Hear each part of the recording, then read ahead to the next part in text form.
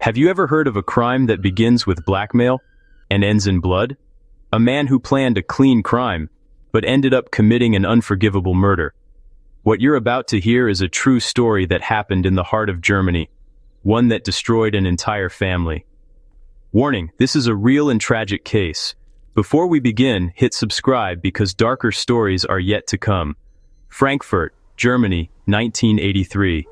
10-year-old Marion Wagner was walking to school, just a few blocks from her home.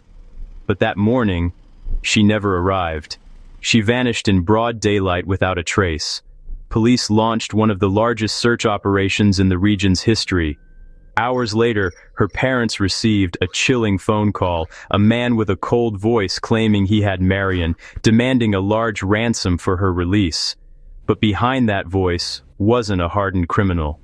It was Ralph Ludwig, a bank employee drowning in debt. He had decided to kidnap a child for money and chose his victim almost at random. A little girl who passed by his house every morning.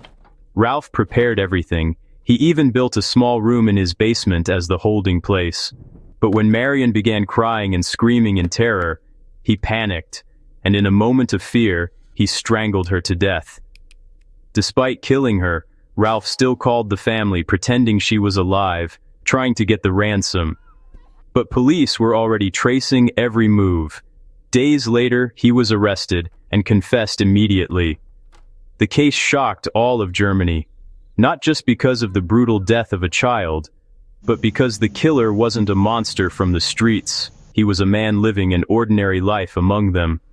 Today, the case of Marion Wagner remains one of Europe's most haunting kidnappings of the 20th century. A chilling reminder that sometimes evil doesn't come from the shadows, but from familiar faces. Do you think desperation can push a person to such horror? Share your thoughts in the comments and subscribe for more true stories you'll never forget.